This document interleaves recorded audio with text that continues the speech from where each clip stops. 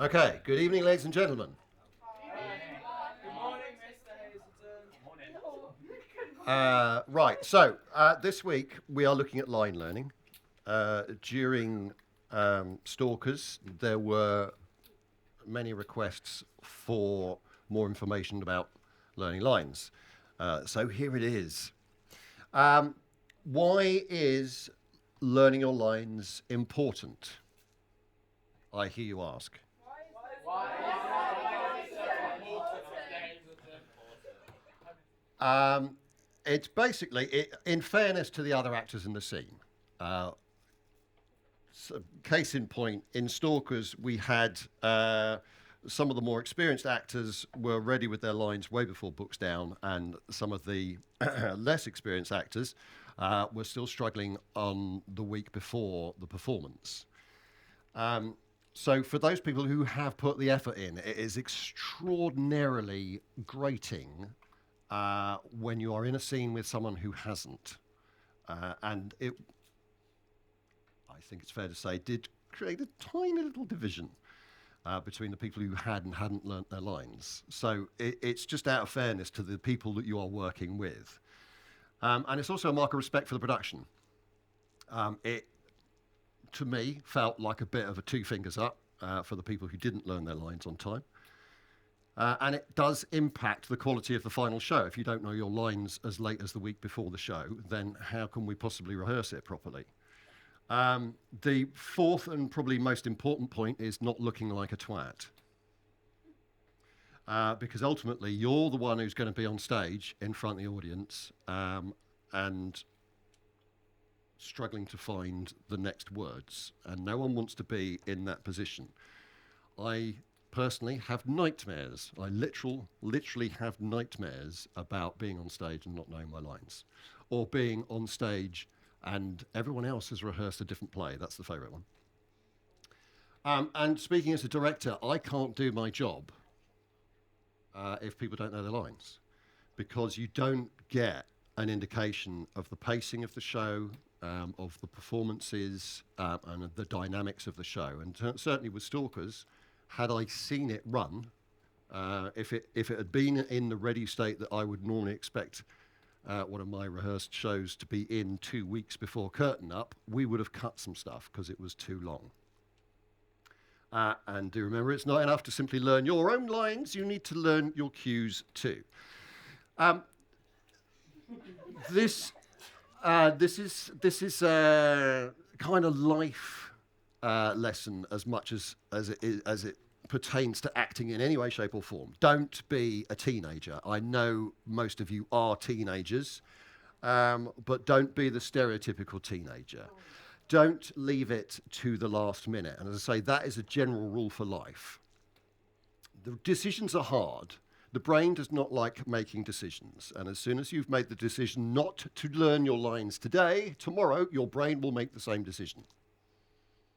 And it's, uh, if you do sales training, they will tell you to make the cold calls in the morning and get all the stuff the call that you don't want to make, get it out the way. Because the moment you say, I'll do that tomorrow, that's your decision. And tomorrow you'll be saying the same thing. So say, yeah, I'm going to learn some lines today, but I'm only going to learn two. I'm just going to spend 5 minutes doing it. And then tomorrow I'll spend another 5 minutes doing it. Go in low effort, minimum commitment. You're much better off doing that, because chances are what will happen is you spend 5 minutes doing and going, I'll do another 5 minutes. And then I'll do another 5 minutes. Before you know, half an hour's gone by. So, so just commit to learning a little bit at a time and learn early. Um, as it says at the top there, books down is a deadline. It's not a suggestion, but it doesn't have to be your deadline. You don't have to go, oh well, I'm not going to learn my lines until books down. Get them in early. Why not? Because the thing is, rehearsing when you know your lines makes a huge difference to the performance. You can try stuff instead of spending 90% of your effort trying to remember your lines. You can actually try shit out, and you can expand your character, and you can try stuff that Okay, again, let's take Stalkers as an example. And the last night, it was a much different show to the first night. And that's because people had the opportunity to experiment. Helps having an audience, I don't deny that. But that experiment, a lot of that experimentation should have taken place in a rehearsal. And it can't if people don't know their lines. So just going back to the don't leave it to the last minute. When you're going out, if you're going out somewhere, if you need to be somewhere at 3 o'clock and it's a 10-minute journey, don't be ready at 10 to 3 because you won't be. You'll be late, guarantee it, because it always takes longer than you think. Be ready at 2:30. And then you can kick around for 5 minutes or, just do something. Occupy yourself or just, sit and have a drink or something. And you'll be on time. Yeah, watch some TikTok or something. Screw it. Right, so how does one learn lines? Well, different people learn in different ways, and it's very much an individual thing. There is no right way. We're gonna discuss a lot of things today, and what is right is what works for you. It's that simple. So there are different means of learning. Some people are visual, some people are auditory. So that's hearing, kinesthetic, actually doing, logical, breaking it down, rationalizing it, understanding it. Some people are social learners, so they learn better in a group. Some people are solitary, they learn better on their own. And multimodal people, which is what most of us are, is a combination of those things. So how do you know which you are? Let's have a show of hands. Who thinks they know what kind of learner they are? Okay. I thought I knew what kind of learner I was until I took this test this afternoon. Right, so get your phones out. Let's just pause the cameras for 5 minutes. And let's actually all do this test here and now. Don't overthink it. So basically you've got multiple choice. You can choose more than one answer.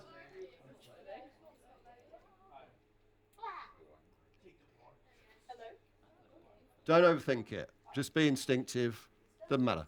So, show of hands. Who came out as predominantly visual learner?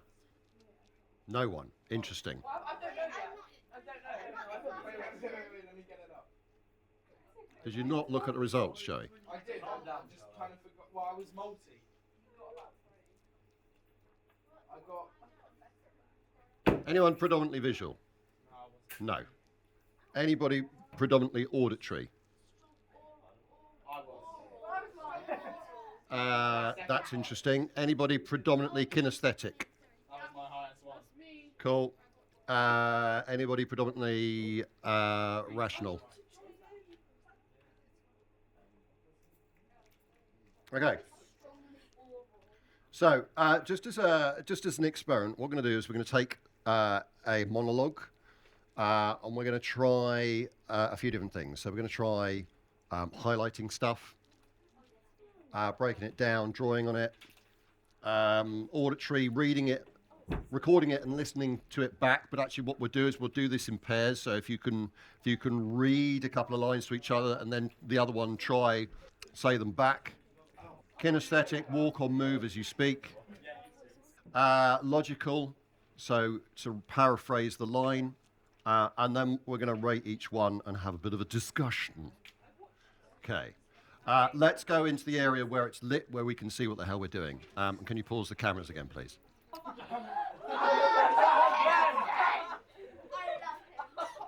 So famous actor Tim Hiddleston has been quoted as,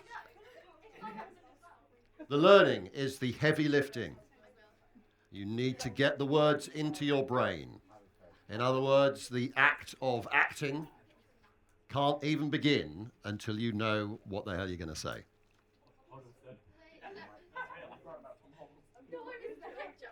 Sir Ian McKellen. Anybody heard of him? Yes, I love Ian McKellen. Yeah. The secret is to understand what you're saying. Once you know why your character says something, it's much easier to remember what they say. Which of those learning methods do we think that falls under? The understanding one. The understanding one. Exactly, logic. Dame Judi Dench. Again, I hope you've all heard of her. So a couple of massive Shakespearean actors here. I write out all my lines by hand, over and over. It's how I learned them at school, and it still works. Dame Judi Dench has been doing this for a very, very long time, longer than I've been alive. I know she it was like 1967 or something that she first appeared for the Royal Shakespeare Company. I hope you've heard of this guy. He's my car. I use movement. I'll pace and speak or make gestures with each beat. I associate the words with how my body feels. Which one's that one? Viola Davis, who's pictured there with an Oscar. It is hers, she hasn't stolen it. I break it down. Objective, intention, and what's in the way. When I understand what I want, the words come. Which one's that? That's understanding. So Anthony Hopkins, again, I hope you've all heard of him. I read the script 200 times. I just keep going. It gets in your bones, no panic, no strain. Which one's that? Visual. Read right. Read right. Visual. Visual. Okay. So, we're going to discuss some actual specific techniques. I want to try and keep this brief because I don't really want you all sat in front of a slideshow because that's not really why we're here. So specific techniques. Reading lines repeatedly. Thank you, Sir Anthony. Highlighting, which we've done, and Joey says doesn't work for him. Chunking, which is another visual technique. It's a great one. I think that's probably my favourite name. Understanding/paraphrasing. Writing out. Acronyms. Alphabet. Recall. Acting out. Memory man. Line learning apps. Buddying. Recording. Juggling. And there are many, many more. So these are all different techniques that you can use to learn your lines. But I want to know, what do you guys use? How do you learn your lines at the moment, Jess? I like to so I like to listen to something. So my dialogue at the moment, it's from Back Out of Hell, and I listen to it multiple times, and then I'll write it out on my computer, and then I'll print it out, and then I'll highlight it. Okay. Do multiple things. So that's interesting, yeah. So you're using auditory, visual, and arguably a bit of rational. I saw another hand go up over here. Who was that? Joey Rowe. You move, To the move. I don't know how else so you are kinesthetic. yeah, like I move around. Robbie. I'll read the lines a few times, then I'll pace back and forwards in my bedroom, reciting them until I can recall them. Okay. Okay. So that sounds like a little kinesthetic, maybe a little auditory, maybe a little visual. Anybody else? Who's that hand? That's Jove. Osmosis. Okay. So what, you fall asleep with the script on your face, and in the morning you know your lines. No. Okay. No, I listen to them, but I make a big, like, 10-minute thing of the entire script where it's just my lines and the lines are brought in after. Cool. And I do the other characters in country accents. So auditory. Excellent. We will be looking at all of these. What's wrong with this picture? She's in the dressing room learning her lines. I was She could just be like looking over it. It's too late. Right, so simply reading text over and over, like Sir Anthony Hopkins, 200 times. 200 times I read the text. That's Not really sound bad like. impersonation. This is great if you are a visual learner. It is difficult to hold concentration, and your mind wanders. I'm speaking from personal experience. And it is not effective for most people. Most people require a number of techniques. Highlighting. Okay, so it removes the mental processing of which lines are yours. So you don't actually have to think about that. You just need to look down and go, oh, that's me. And it focuses on what the lines are. So We know that visual stimulus aids retention for visual learners, and it helps you find the lines quicker on the page. Colour is known to improve retention. If you're being creative, if you're making notes on something, um, if you find that you're losing focus or lagging a bit, change colour. Change the colour. See what effect that has. The overview of your scene at a glance, so you can kind of see. Oh, I've got a couple of lines there. Then there's a big paragraph of somebody else. A couple more lines. Oh, and I've got a big paragraph down there. That sort of thing. Chunking is the act of breaking down the text into logical chunks. So it helps build a comprehension of the overall structure. Smaller passages are easier to learn, and it informs a more dynamic performance. I'm always banging on about finding the light and shade, the roller coaster. Um, even a character who is naturally nervous and timid, there will be something that will tick them off, and at some point they will not be so nervous and timid. Uh, Everybody has dynamic range within them, and a character should not be played at the same level. So chunking your script, in other words, cutting it down into. I say, give us a script. Pass me a script, somebody. Cool. So I briefly looked at this earlier, so I'm doing this on the fly. I'm James. I'm 17, and I'm pretty sure I'm a psychopath. So some very obvious places there. I was 8 when I realised I didn't have a sense of humour. Do you know what? This is actually a really bad example. Because they are such short sentences. School was beneath me, but it was a good place for observation and selection because I had a plan. So you've got 3 things there. School was beneath me, and you've got the observation, and then you've got the plan. So that sentence actually breaks nicely down into 3 chunks. That's what I'm looking for. Thank you.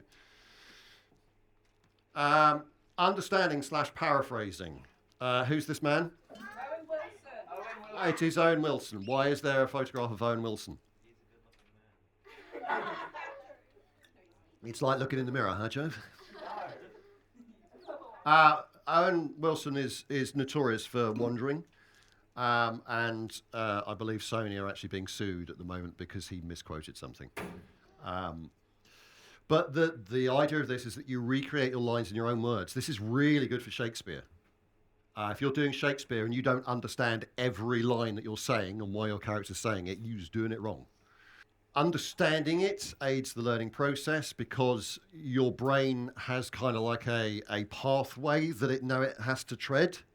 In early rehearsals, paraphrasing will speed the discovery of a scene. So rather than being glued to your script, if you can kind of, get the gist of it and paraphrase it, it means that there's more of you available to discover a scene, like what works in terms of blocking and movement. And again, talking about the light and shade, it just less of your brain is working on just remembering your lines. Do not, though, forget to return to the script to learn the precise dialogue. I was very happy to see some of the actors in Stalkers whose lines were correct but not to the word. In that last week, we're going back to the script and nailing it. It's especially important for comedy. Comedy is written in a very specific way to be funny, and if you only need to say the same thing in a slightly different way, and you won't get a laugh. Okay, writing out. Thank you, Dame Judi Dench. Write out your lines by hand. This requires a depth of knowledge of words beyond just reading. If you read something, it can kind of go in one ear and out the other, if that makes sense. I know you're not using your ears to read, but that's the expression. Whereas if you actually have to write it down, you have to be precise because you have to know every word, every syllable. And it develops a muscle memory. Acronyms. Use the first letter of each word to form a new word. That's me. This technique is great for remembering lists. It's a shame Finn's not in the room because he actually used this in Stalkers, I know. It's great for remembering the order of something. I've also personally used this for lyrics. The problem with lyrics, I find, is that you have to start them at the same time as the band. You don't get a moment to hesitate and think, what is that line? Because your cue's gone. A similar way of doing this is alphabet, and is to use the first letter of significant words to determine alphabetical order or not. And again, this is great for repeated lines and lyrics, and great for similar lines or lyrics. There is a song that I sing in the band that I'm in. It's called Dreaming of You, and the line is I don't need you. Well, this is great, isn't it? I don't need you, but I still want you now. You should use the alphabet method. Yeah, no, I am. I know the need and the want. It's the rest of it that's just slipped my mind. But basically, I know for a fact the entire band who was singing that line use alphabetization because we discussed it in rehearsal to remember whether it was need or want first, and it is in alphabetical order. So with the whole band sings need and want. But if you listen to our early recordings, not everybody was singing the same words at the same time. Recall. And for those wondering about the photograph, this is a screenshot from the 1990 film Total Recall. And that's basically, so you have your script, read a line out loud, cover the line, repeat the line out loud, uncover the line, and check if you got it right. And just do that for every line. This is my personal favourite technique. I joined a production of A Man for All Seasons about 2, maybe 3 weeks out from performance because somebody dropped out. And I learnt my lines in rehearsal by literally having my script down there and looking and just keeping an eye on the script and what else was going on in the scene, and literally just saying my line as I got the cue. And that process was enough to get me through the performance without a whole lot of other line learning. Without looking at the script, I- importantly. Without looking at the script when you said it. Yeah, no, the whole The point whole is that you're hammering it into your short-term memory in order for it to cross into your long-term memory. That is the point, is that you have to look at it and say it when you're not looking at it, and then just check that it was correct. Acting out. So this is a kinesthetic method, so tie words to movement. Now, movement may be your physical position on stage, or it may be a gesture. Kinesthetic learners will find it easier to make a link between words and movement. And indeed creates memory through motion, and doing the actions, which are easier to remember, will stimulate the recall of lines. And it also gives you context for those lines. Memory man. Leslie Welsh was a famous memory man even before I was born. Now, this is a technique used by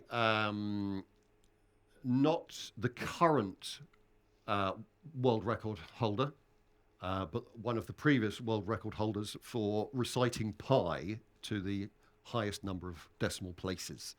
And the current record stands at 70,000. Wow. Remembering 70,000 numbers. So this technique involves a journey in your mind. So you would want to use a familiar journey, and preferably one that would be an enjoyable one. So if you enjoy going to school or college, use that. Or going to a friend's or relative's house, or going somewhere fun, somewhere where you go to have fun. But to take, and so basically you choose easy to remember waypoints, and you place an associative image at each waypoint. So if I were going to use the journey from here to Greg's, for example, which is a journey that I might enjoy, I would have my first waypoint would be actually on the floor 3 here. Next, possibly the lift lobby.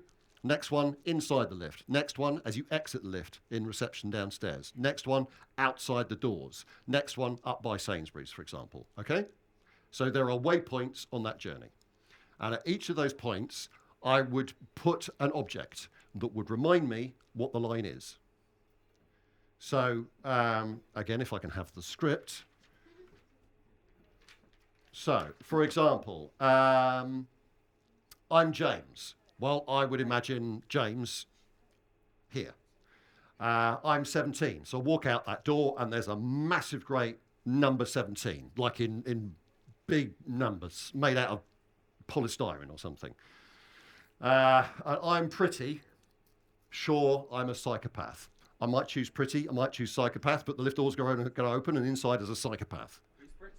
Who's pretty? A pretty psychopath. Matt Mikkelsen as Hannibal. Oh yeah. I was 8 when so again, maybe a big number 8 or like a box of after eights or anything that would make you think of the number 8. When I realised I didn't have a sense of humour. So there would be somebody outside Sainsbury's, like a clown, looking really sad. That's as an example of how that works. There are also, thank God, there are apps that you can use. You may or may not want to take photographs of those QR codes to go and check these apps out. They are very good. They come highly recommended. But these apps will also use a combination of the techniques that we are discussing, including the ability to play back your lines. They are going. I'm moving on. If you need a photo, take it now. Too late. Buddying. If you've ever been scuba diving, you know that you'll get a buddy. This is a safety thing. This is to ensure that if you get into trouble underwater, there is somebody there to help you. You can share an oxygen supply. In the worst case scenario, they can go and get help. I suggest that learning lines is probably not that life-threatening. Yeah. But it is helpful having a buddy. So teaming up with another cast member, preferably. Learning lines can be tedious, but if you make it social, it can relieve the tedium. Having somebody to help you with lines means that there is someone there to check the accuracy of what you're reciting and possibly give you hints if it's on the tip of your tongue and you can't quite recall it. Having someone there can give you like the clue to the first couple of lines without you actually seeing them, which kind of defeats the whole object of recall. Juggling. Learn to juggle. So what this means is I've seen this 100 times and I've fallen into this trap myself when I was younger. So you learn your lines and in the quiet and still of your bedroom, you can recall them just fine. And as soon as you get into a rehearsal, they're gone. And the reason for that is you don't know them well enough. And the way to check if you know them well enough is to recite them whilst juggling. Or, if you can't juggle, whilst learning to juggle. Or other task which, occupies your brain, Joey. Can I give my example? Yes. What is your example? I cook. Yep. Whenever I'm cooking, I panic. Yep. I'm in a sense of panic. It's burning and the water's stopping it, and so it's quite a environment where I'm doing a lot. So I Okay. can do lines while I'm on top of that. Remind me not to accept a dinner invitation. No, it's a good example. It's a good example. Is if there's something else that requires your concentration, that is the point. That is how you check if you know your lines. You occupy your brain with another task whilst reciting lines. Acting requires multiple techniques. So whilst you are acting, and even just rehearsing, doesn't even need to be on stage, your brain is being pulled in all different directions. You have to remember your lines. You have to present a character. You might also have to do an accent. You have to remember your blocking, and you may have props that you need to handle. You may have choreography. You may have lyrics. There's a lot going on. And if you are not taxing your brain whilst reciting your lines, you don't know if you know your lines well enough.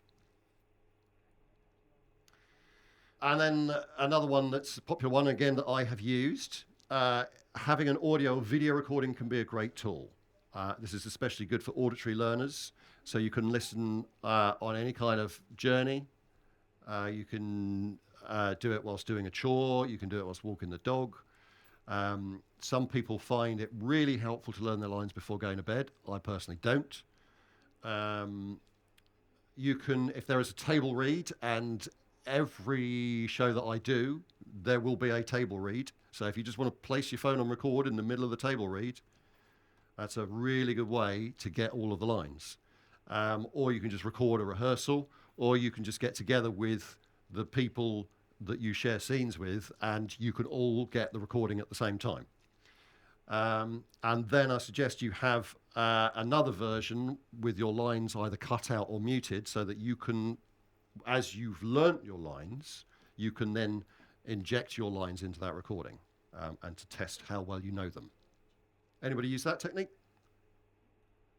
Yeah. I mean, you really ought to. Everybody carries around a device in their pocket now that will enable them to do it. But, you know, back in the day, I would have to burn it onto a CD, or before that, a tape, and leave it in the car. Okay. Now, it's your turn. Exactly. Okay, so what we're going to do, I want you all to take a script. Hopefully some of you have brought a script with you. If not, there are plenty of scripts. I would prefer it if it were not the one that we were already working on, because that kind of defeats the object. It can be a monologue. It can be a duologue. We've got some. So, We've got some monologues. We've got a couple of scenes here, so we have got stuff here. so if you're doing a duologue, you're definitely going to need a partner. If you're doing a monologue, up to you if you buddy up or not. So go learn some lines as much as you possibly can. Don't stress. This is supposed to be fun. And then what we will do is we will have some brave volunteers back here at 8:45 to... Yes, Joey Rowe. Okay, marvellous.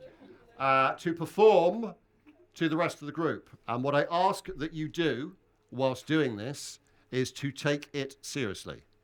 Because there's no point in coming up here, laughing like a lunatic, and going, oh, I've gone wrong. The whole point is, imagine this is, I mean, I've done self-tapes where I've had to learn a side of A4 in about 20 minutes. Which for my old brain is tough. I suggest you guys would probably be able to do that a lot quicker. But yeah, I would like you to take this seriously, please. So if you're gonna step up and do this, I want the best scene you can possibly perform.